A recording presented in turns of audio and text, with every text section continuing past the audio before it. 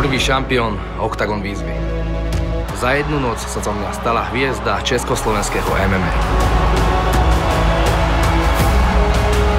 Mám za sebou 29 zápasov v Oktagone. Nerobím síce všetko správne, ale ešte som určite neskončil. Som Gábor Borároš a bol som prvý.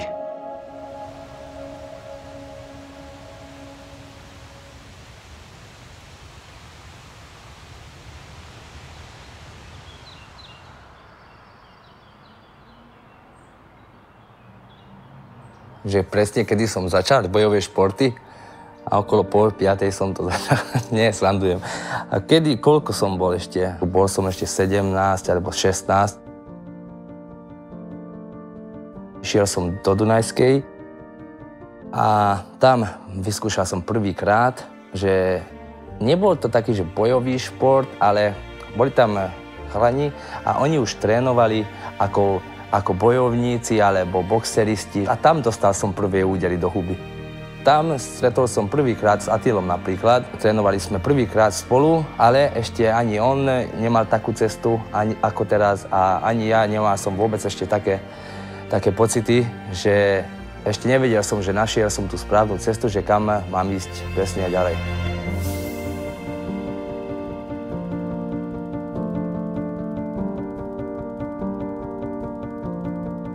No, teda, že prvý zápas, ani nepamätám, že koľko rokov som mal. Bol som 19, podľa mňa. A to bolo v Bratislave, to bolo 2x5 minút, ale nemali sme amatérske pravidlá. Ani nevidel som, kto je môj súper, ani som ho nevidel.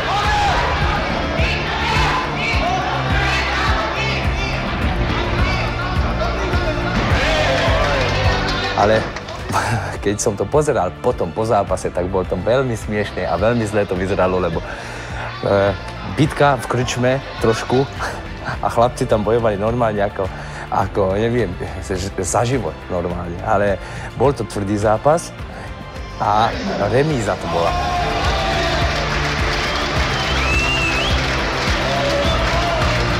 Hneď po zápase som vedel, že teraz už nie je cesty späť, že iba takto budem pokračovať, že chcem byť bojovník, ale ešte stále nevedel som, že budem MMA bojovník, alebo boxerista, alebo čo, lebo tam ešte nemali sme také presné plány, že teraz ako budeme pokračovať, len toľko som vedel, že bojový šport bude môj život.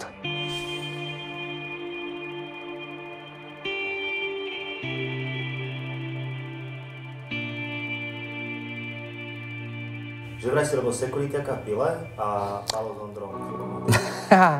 To je inak totálne, neviem, koľkokrát som to hovoril, že nikdy nebol som sekuriťak v Bile. Ani v Lidli, ani v Kaufland, žiadny taký nákupný centrum, že som tam nebol ako čo to je, SBS-kár.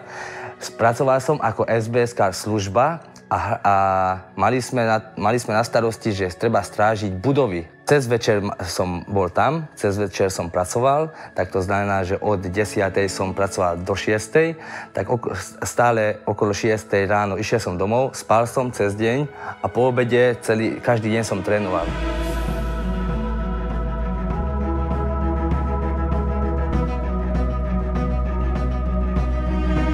A potom som to hneď skončil a išli sme do výzvy. Keď Pálo to vysvetlil, že aj Gabo, poď sem, že mám ti nejaký plán, že bude sa ti páčiť, poď ti vysvetlím. No pravda je to, že keď Pálo vysvetlil, že čo je plán, že čo bude v Oktagon výzve, tak väčšinou som to ani nerozumel. iba toľko, ale najdôležitejšie veci som rozumel, že budeme trénovať, budeme to natočiť, všetko natočíme a budete tam žiť v jednom vile, všetci, a budete zápasiť. A bude sláva. A som hovoril, že dobre, však dobre, idem.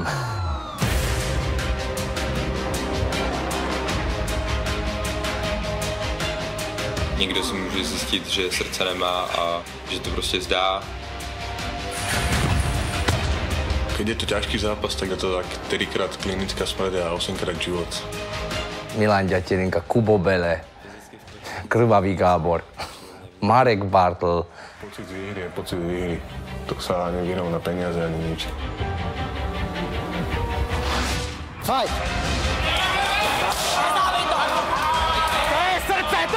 Toto je prvý zápas, hneď prvý zápas. Ani kameramani, ani zvukári, to nikto nevedel, že čo budú natáčať presne. A hneď keď videli prvý zápas, tak hneď si zamrzli, že čo to bolo? Že všetci tam krvácali, že tam bola taká atmosféra, že nikto to nečakal vôbec. Na to pamätám, že Ilja tam normálne, on sa naučil po maďarsky kričiť na mňa. On po maďarsky kričal na mňa stále, že dere, ale podľa mňa ešte možno, že teraz už vie určite, ale predtým ani nevedel, že čo to znamená. Môj prvý súper, Marek Bartl, a môj najlepší kamarát a brat teraz už. Čupa čups, nemáš vlasy. Dík. Bez MMA nedokážem žiť. Mám dobrý tím, trénujeme s najlepšími, chceme to vyhrať. Nie len ja, ale celý slovenský tím chce to vyhrať. Pre Gábora je toto všetko. Joj, chvála Pána Bohu, tam bol so mnou stále Fero. Fero rozprával aj po slovensky, aj po maďarsky a furt pomáhal a mi preložil to, čo som nerozumel, čo som nevedel dávať na odpoveď. Buď slušný. Máš ich to. Jaj, babka, moja babka milovaná. Vigyázok magamra, ugye? Meg minden. Jó leszek. Jó leszek. Jaj, ona už zomrela, vieš. Tam som býval, tam som žil stále 27 rokov v Trovej Hradskej a bývali a žili sme spolu, no. No, babka teraz nevie, že kde som. Integrate, hello. Ona by sa bála, keby vedela, že kde som. Fakt, ona ani nevedela, že kam idem.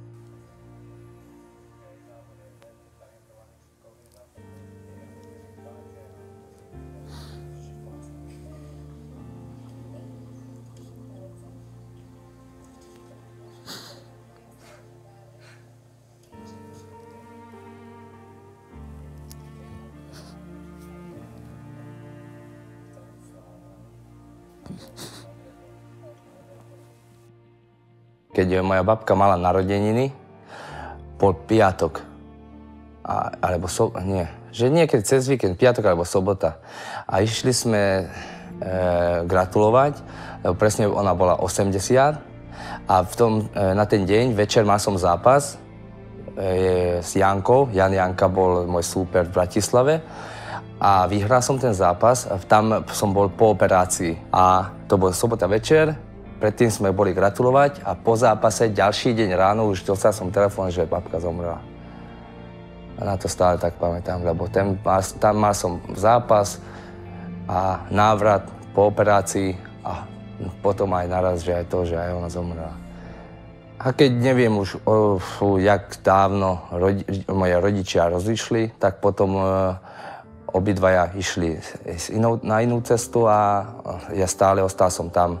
A býval som tam, žili sme tak spolu od začiatku.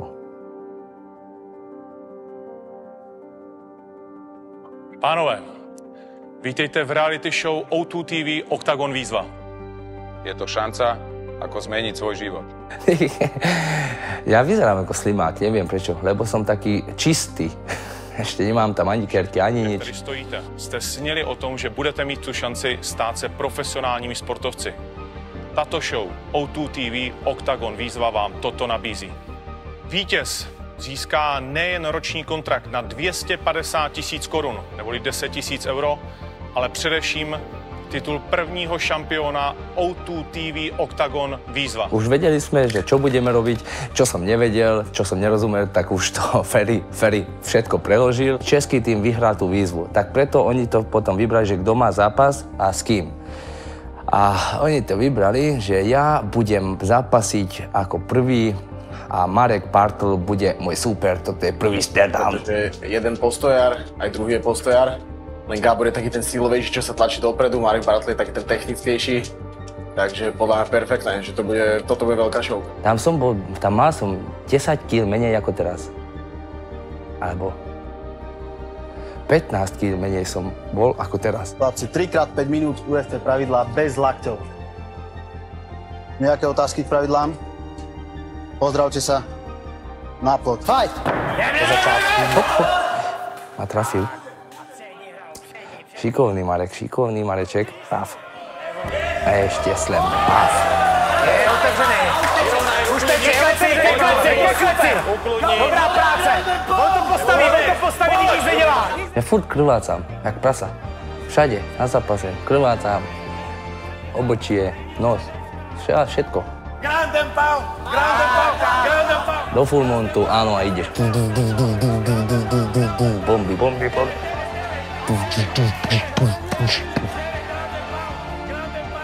Ground and pound. Paf. Ty Milan, normálne, tak sa teší.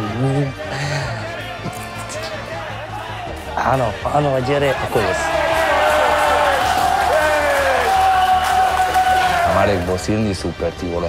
Aj keď on predtým ani nerobil žiadny wrestling, ani nič, ani jiu-jitsu. A išiel do klietky, takže vedel, že tam je aj boj na zemi. Tak, ale aj tak to vydržal dobre a bol silný super. Dostal som aj také správy, alebo niekto natočil, že pozerá práve toto, že prvú epizódu pozerá na YouTube a furt mi tam označili, a hlavne ten druhý zápas, čo som mal, že ja a ten Lejšek, kde on normálne že odpadol, že bol a vyzeral ako mŕtvý.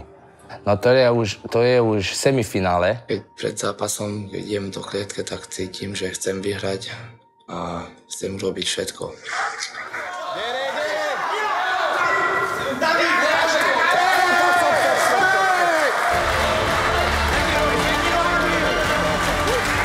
To bol ľahký zápas. Tomáško tam nechal tú hlavičku pekne a už nechcel som vypustiť.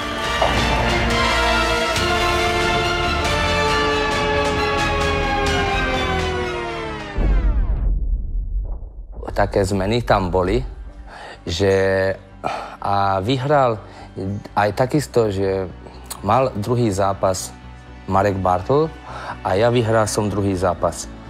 A potom Marek nastúpil do finále. Že on príde so mnou v finále, takisto, že my dvaja budeme bojovať, keď bude finále. Borci, váš první finálový stardal. Říkám, že stejně jak s Milanem, že jestli on mě trefí nějakým lucky punchem, tak možná, že by mě zahulil, ale pokud se tohle nestane, tak umře. Keď bude to tak uspíme Marka.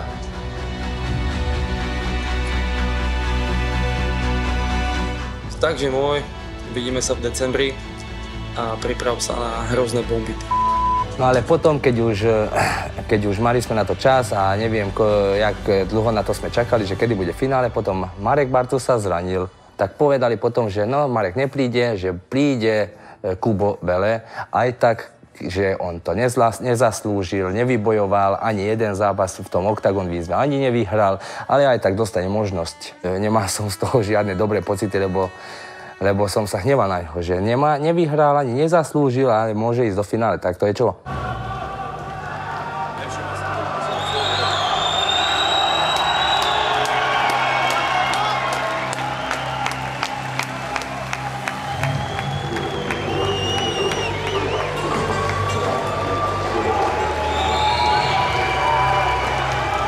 Keď išiel som do haly, keď mal som nástup do klietky, vôbec na tom ani som nerozmýšľal som vôbec nad nič. Teraz sme veľká hala, že veľa ľudí tam je, diváci a tak ďalej. Octagonu neporažen za Slovensko v červeném rohu Gábor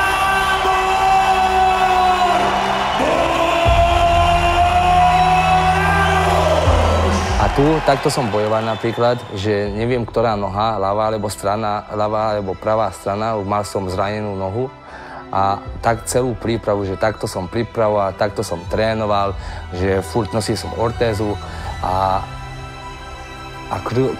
aj krv som mal v kolene.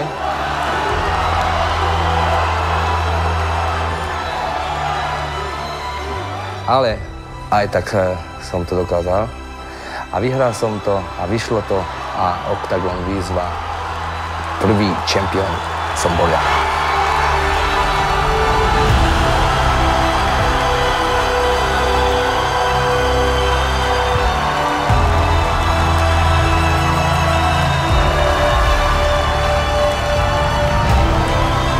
Môj otec, počkaj, celý zápas, jak ide zápas, je to aj vidno, že môj otec má zápas vonku z SBS-kárny. A šampiónem sa stáva Gábor Beast! Yes!